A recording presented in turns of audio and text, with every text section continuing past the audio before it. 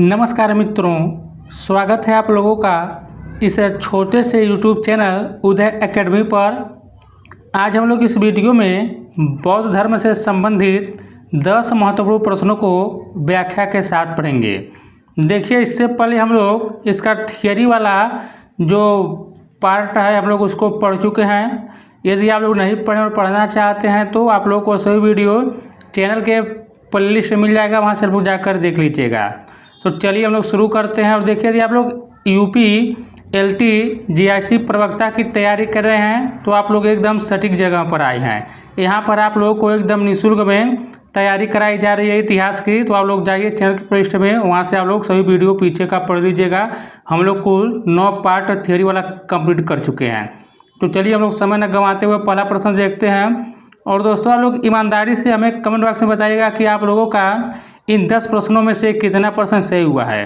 पहला प्रश्न आप लोग देखिए, पहला ही प्रश्न दिया है, निम्नलिखित में से कौन बौद्ध परंपरा में भावी बुद्ध माने जाते हैं? अवलोकितेश्वर की मंजूश्री की मैत्रेय की वज्रपाणी। बताइए इनमें से कौन से हैं जो बौद्ध परंपरा में भावी बुद्ध माने जाते हैं। देखिए, पहले का ऑप्शन नंबर सी सही होगा। तो यह जो मैत्रेय हैं यह भावी बौद्ध माने जाते हैं, याद रखिएगा। बाकी हम लोग इन जो दिया है अवलोकितेश्वर मंजूश्री वज्रपाणी के बारे में जान लेते हैं। व्याख्या लो, ध्यान सुनिएगा। आप लोग कलम और कॉपी लेकर बैठिएगा, जो मैं व्याख्या करूंगा उसको आप लोग सुनकर जो है लिख लीजिएगा। तो देखिए, सभी बोधिसत्व में मैत्रेय बौद्ध परंपरा में भावी बोधिसत्व हैं। एक कलशधारी बोधिसत्व, याद रखिएगा, जो मैत्रेय हैं एक कलशधारी हैं। कैसे हैं? कलशधारी बोधिसत्व हैं। इनका प्रतीक नागेश्वर पुष्प है। बोधिसत्व देखिए जो होते हैं वह निर्वाण प्राप्त करने में सक्षम होते हुए भी उसे तब तक ग्रहण नहीं करते जब तक दूसरे व्यक्तियों को निर्वाण प्राप्ति के लिए मार्गदर्शन नहीं करते। इनके अलावा देखिए, अवलोकितेश्वर को पद्मपाणि भी कहते हैं। देखिए, अगर एग्जाम में पद्मपाणि पूछ ले किसे कहा जाता है तो अवलोकितेश्वर को कहा जाता है। और देखिए, इनका जो प्रतीक है वह कमल है। जो अवलोकितेश्वर का प्रतीक वह क्या है? वह कमल है। याद रखिएगा आप लोग, एक पॉइंट। ये प्रधान बोधिसत्व हैं। और देखिए, वज्रपाणि जो हैं यह जो है इनका जो प्रतीक है वह देखिए वज्र है। इनका क्या प्रतीक है? वज्र है। और देखिए, ये पाप तथा असत के शत्रु, सर्पों का संरक्षक तथा जीवन मृत के संरक्षक हैं। और देखिए, जो मंजूश्री हैं यह बोधिसत्व के एक हाथ में खड़ग तथा दूसरे हाथ में किताब रहती है। और देखिए, इन्हें कुमारभूत यानी कि हमेशा युवा रहने वाला भी कहा जाता है। तो हम लोग इन चारों के बारे में देख लिए। दूसरा प्रश्न लोग देखते हैं। देखिए, दूसरा थोड़ा आसान लग रहा है, उम्मीद करता हूँ आप सब इसका आंसर बता लेंगे। कौन सा बौद्ध साहित्य भारत की प्राचीन लिपियों की सूची देता है? आपको बताना है कि इनमें से कौन सा बौद्ध साहित्य है जो भारत की प्राचीन लिपियों की सूची देता है। तो देखिए, दूसरे का ऑप्शन नंबर सी सही होगा। जो ललित विस्तार है यही जो है भारत की प्राचीन लिपियों की सूची देता है। व्याख्या देखते हैं हम लोग। देखिए, ललित विस्तार 3री शताब्दी, इसके जो लेखक है हरिभद्र हैं। याद रखिएगा, ललित विस्तार के जो लेखक हैं वह देखिए हरिभद्र हैं। तो कौन है इसको लिख लीजिएगा कहीं आप लोग, बहुत ही इंपॉर्टेंट यह है, हरिभद्र हैं। और देखिए, बुद्ध की लीलाओं का सविस्तार वर्णन, महात्मा बुद्ध के तुशिष्ट स्वर्ग से निकलने से लेकर सारनाथ में प्रथम उपदेश देने तक की कथा का वर्णन। और देखिए, महावस्तु की विषय वस्तु के समान यह महायान शाखा का पवित्र ग्रंथ माना जाता है। तो ललित विस्तार देखिए महायान शाखा, जैसा आप लोग जानते हैं बौद्ध संप्रदाय जो है धर्म 2 संप्रदाय में बढ़ गया था, हीनयान और महायान। तो यह जो है महायान शाखा का पवित्र ग्रंथ माना जाता है। देखिए, इसमें संपूर्ण बुद्ध की जीवनी का वर्णन मिलता है, महात्मा बुद्ध व गोपा के अंतरंग संबंधों का वर्णन। और देखिए, इस काल में प्रचलित जो है 64 से 32 लिपियों का वर्णन। और देखिए, इन लिपियों में नागरी लिपि का उल्लेख नहीं है। एडविन अर्नाल्ड, देखिए बहुत बार पूछा गया बुक है कि लाइट ऑफ एशिया का संबंध किससे है? तो देखिए, गौतम बुद्ध से संबंधित है। और देखिए, इस जो पुस्तक को लिखा गया हुआ एडविन अर्नाल्ड के द्वारा लिखा गया है। और देखिए, इसका जो प्रकाशन किया गया था लाइट ऑफ एशिया का 1879 में लंदन से किया गया था। और देखिए, महत्वपूर्ण है कि बुद्ध की जीवनी पर राहुल सांकृत्यायन ने बुद्धचर्या, जे टॉमस ने द लाइफ ऑफ बुद्ध तथा ओल्डेरबर्ग ने बुद्ध का लेखन किया था।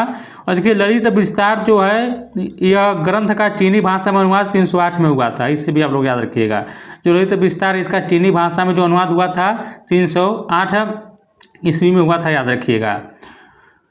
तीसरा प्रश्न लोग देखते हैं। देखिए इसे आप लोगों को मैचिंग करना है। एक तरफ देखिए ध्यानी बुद्ध है, दूसरी तरफ उनके बोधिसत्व हैं, तो हम लोग मैचिंग करते हैं। जो तीसरा प्रश्न है देखिए हम मैच करते हैं। देखिए अमिताभ का जो होगा, इनके जो बोधिसत्व हैं पद्म पाणी, यहाँ पर देखिए अमिताभ के कौन से होंगे, पद्म पाणी होंगे। तो ए का देखिए 2 होगा। और देखिए अक्षोभ्य के जो होंगे वज्रपाणी होंगे, तो यहाँ पर देखिए बी का ए होगा। और देखिए सी वैरोचन का समंत भद्र होगा, तो सी का 4 होगा। और देखिए बचा डी का 3 होगा। याद रखिएगा आप लोग, अमिताभ का पद्मपाणी, अक्षोभ्य का वज्रपाणी, वैरोचन का समंत भद्र, अमोघ सिद्धि का विश्वपाणी। तो देखिए कौन सा होगा, 2 1 4 3। हम लोग देखते हैं किस में है, 2 1 4 3। नीचे हम आपको दिखाते हैं 2 1 4 3, यानी ऑप्शन नंबर इसका बी सही होगा। तो देख सकते हैं दोस्तों, देखिए अब आप लोग जब LT GIC का तैयारी करें तो देखिए अब एग्जाम इसी प्रकार के क्वेश्चंस मिलेंगे। अब यह नहीं पूछेगा कि गौतम बुद्ध का जन्म कब हुआ था, उनके पिता का क्या नाम था। देखिए अब ये सब प्रश्न चला गया, ऐसा नहीं पूछेगा। अब आप लोगों से थोड़ा डीप में पूछेगा, और उस प्रकार के कंटेंट आप लोगों को केवल इसी चैनल के द्वारा प्रोवाइड किया जा रहा है। तो आप लोग देख सकते हैं किस प्रकार का कंटेंट दिया जा रहा है, एकदम व्याख्या के साथ। देखिए चौथा प्रश्न हम लोग देखते हैं। देखिए दिया है कि निम्नलिखित में से कौन सा युग में सही नहीं है। देखिए इसमें से पूछा है कि कौन सा है जो युग में सही सुमेलित नहीं है। यहाँ पर ऑप्शन ए दिया कि कपिलवस्तु बुली, पिपलीवन मौर्य, पावा मल्ल, सुमार भग। तो देखिए चौथे का जो होगा वो ऑप्शन नंबर ए जो होगा यहाँ पर सही होगा, यही सुमेलित नहीं है। कपिलवस्तु से देखिए बुली नहीं बल्कि अलकप थे, तो यहाँ पर देखिए ऑप्शन नंबर इसका ए सही होगा, यानी यहाँ पर यही गलत दिया है। कपिलवस्तु से कौन होंगे, तो देखिए अलकप होंगे कपिलवस्तु से, इसको आप लोग याद रखिएगा, अलकप होंगे। और बाकी देखिए पिपली वंश से मौर्य सही है, और पावा से मल्ल, संसुमार से भग। और देखिए कहीं कपिलवस्तु दिया रहेगा तो कपिलवस्तु से जो संबंधित रहेंगे वह यहाँ पर देखिए बुली वाला पूछा था, हम बुली वाला आपको बताए हैं कि बुली का जो है वो अलकप्पम होगा। और बाकी जो कपिलवस्तु से यदि पूछेगा तो उसका जो संबंध होगा देखिए वह शाक्य होगा। जैसे आप लोग सुने होंगे ना कि शाक्य गणराज या शाक्य मुनि, तो यह कपिलवस्तु के शाक्य हो जाएगा। तो यहाँ पर देखिए बुली यानी कि यहाँ पर देखिए अलकप्प, और यहाँ पर देखिए पिपलीवन का मौर्य, पावा मल्ल, सुषमार भग, और देखिए कपिलवस्तु का शाक्य। तो इससे आप लोग याद रखिएगा। पांचवा लोग देखते हैं। देखिए उम्मीद करता हूँ ये इजी क्वेश्चन आप लोग बता लेंगे। गौतम बुद्ध का जन्म स्थान किसके द्वारा अंकित किया जाता है। अशोक मौर्य का रुक्मिणदेही स्तंभ से, कि मूर्ति से, कि पीपल वृक्ष से, कि बौद्ध मठ से। देखिए 5 का जो होगा वो ऑप्शन नंबर ए जो होगा इसका सही होगा। यहाँ पर देखिए ऑप्शन नंबर ए इसका सही होगा। तो गौतम बुद्ध का जो जन्म स्थान है वह अशोक मौर्य का रुक्मिणदेही स्तंभ से अंकित किया जाता है। व्याख्या सुनिए आप लोग।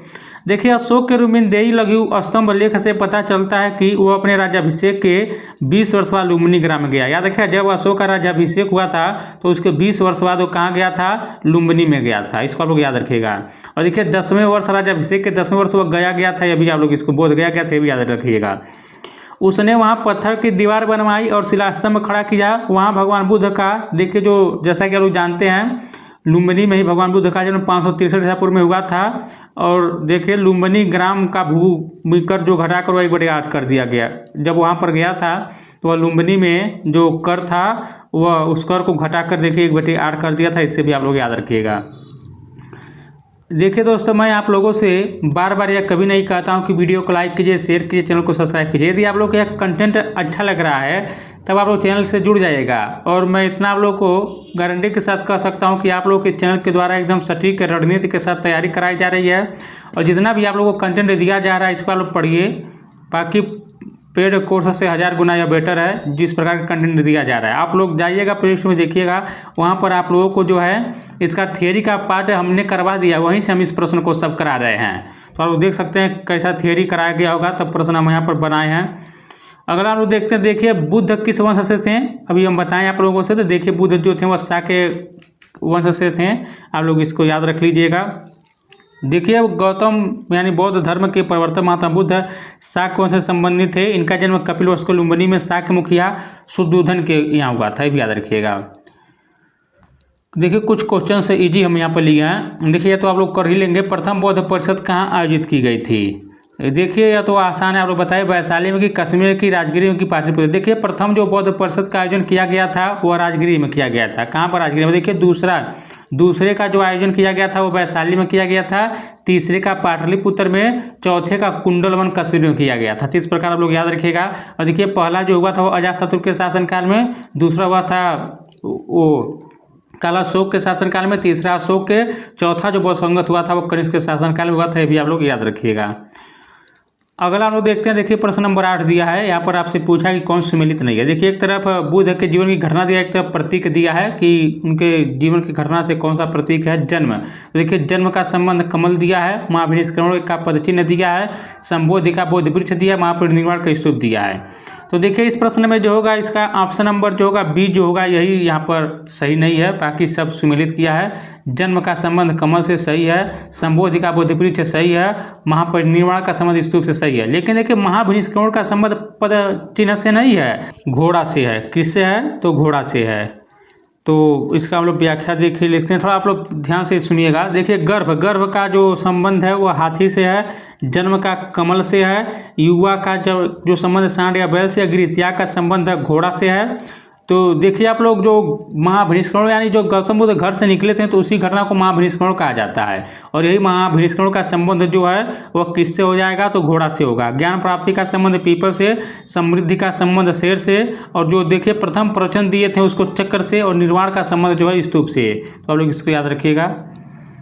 अगला हम लोग देखते हैं। देखिए दिया कि कंग्यूर और तेंगूर क्या है। देखिए बहुत ही इंपॉर्टेंट क्वेश्चन है, कंगूर तंगूर क्या है। तो देखिए जो है यह बौद्ध साहित्य है, इसको आप लोग एकदम रट लीजिएगा। मैं व्याख्या थोड़ा कर देता हूँ। देखिए कंगूर और तेंगूर जो बौद्ध साहित्य का एक प्रमुख ग्रंथ है, यह तिब्बत का एक धर्म ग्रंथ है। कहाँ का है? देखिए तिब्बत का धर्म ग्रंथ है, याद रखिएगा। कंगूर और जो तेंगूर यह तिब्बत का धर्म ग्रंथ है। और देखिए इसकी रचना तारानाथ ने की थी। किसने किया था इसकी रचना? तो तारानाथ ने किया था, याद रखिएगा। इसकी रचना तारानाथ ने किया था। और देखिए इस ग्रंथ में बुद्ध के उपदेश और शिक्षाओं का क्रमबद्ध वर्णन किया गया है। कंगूर और तेंगूर तिब्बती बौद्ध धर्म के दो बड़े धर्म ग्रंथ संग्रह है। कंगूर के बारे में जान लीजिए। देखिए इसमें बुद्ध के वचनों के अनुवाद हैं। कंगूर में 100 से ज़्यादा खंडों में 900 से ज़्यादा रचनाएं हैं। कंगूर का शाब्दिक अर्थ अनुवादित शब्द होता है, ये भी आप लोग याद रखिएगा। अब आप लोग तेंगूर के बारे में जान लीजिए। देखिए इसमें महान गुरुओं के बुद्ध के वचनों और उपदेशों पर टिप्पणियाँ हैं। तेंगूर में 224 खंडों में 3626 ग्रंथ हैं। तेंगूर का शाब्दिक अर्थ अनुवादित ग्रंथ या शास्त्र होता है। आप लोग इसको याद रखिएगा। अगला देखते हैं। देखिए आज का आखिरी प्रश्न प्रश्न नंबर 10 है, यह आप लोग कर लेंगे उम्मीद है। महात्मा बुद्ध ने पहली बार स्त्रियों को बौद्ध संघ में प्रवेश की अनुमति कहाँ प्रदान की थी? राजगीर में कि वैशाली में कि कपिलवस्तु के में कि श्रावस्ती में? देखिए इस प्रश्न का जो होगा ऑप्शन नंबर इसका सी सही होगा। तो यहाँ पर देखिए वैशाली में जो है गौतम बुद्ध ने जो है वह स्त्रियों को बौद्ध संघ में प्रवेश की अनुमति दी थी। तो थोड़ा आप लोग व्याख्या सुनिएगा। देखिए गौतमी प्रजापति महात्मा बुद्ध की विमाता थी। बुद्ध की मां की मृत्यु के बाद इन्होंने ही बुद्ध का लालन पालन किया था। ज्ञान प्राप्ति के बाद महात्मा बुद्ध ने एक बौद्ध संघ की स्थापना की। प्रारंभ में संघ में महिलाओं के लिए प्रवेश वर्जित था, याद रखिएगा। बुद्ध स्त्रियों को संघ में शामिल करने के पक्ष में नहीं थे, लेकिन बाद में भिक्षु संघ की स्थापना के 5वें वर्ष कपिलवस्तु में गौतमी प्रजापति के अनुनय विनय के कारण सर्वप्रथम संघ में महिला प्रवेश का प्रश्न उठा था। बुद्ध ने अपने प्रिय शिक्षक आनंद के विशेष आग्रह पर वैशाली में महिलाओं को संघ में प्रवेश की अनुमति प्रदान की तथा भिक्षुणी संघ की स्थापना की। और देखिए संघ में प्रवेश पाने वाली पहली जो महिला थी वो प्रजापति गौतमी थी। उसके बाद देखिए यशोधरा, नंदा तथा आम्रपाली। और देखिए साथ ही बुद्ध ने आनंद से कहा कि हे आनंद, यदि स्त्रियों को संघ में प्रवेश करने की अनुमति न दी गई होती तो यह विशुद्ध धर्म चिरस्थायी होता। तो देखिए यही इसका ऑप्शन नंबर 20 सही होगा। तो दोस्तों हम लोग कुल 10 प्रश्नों को पढ़े। आप लोग देख सकते हैं कि हम प्रश्नों का लेवल किस प्रकार के रखे थे। देखिए कुछ हम आसान रखे थे, कुछ थोड़ा टफ रखे थे। और उम्मीद करता हूं कि आप लोग काफ़ी चीज़ इसमें से सीखे होंगे। हम लोग 10 प्रश्न नहीं बल्कि हम लोग कुल लगभग में 30-40 क्वेश्चन किए हैं। और आप लोग हमें कमेंट बॉक्स में बताइएगा कि आप लोग को वीडियो कैसा लगा। और देखिए दोस्तों आप लोग कमेंट नहीं करते, जरा कमेंट भी करते रहिएगा यदि आप लोग वीडियो देखते हैं, और लाइक भी कर दीजिएगा। और आप लोग अपना स्कोर बताइएगा कि आप लोग 10 में से 2 सही किए हैं कि 3 किए हैं कि 10 किए हैं कि जरूर बताइएगा। मिलते हैं अगले वीडियो में, तब तक के लिए नमस्कार। जय हिंद, जय भारत।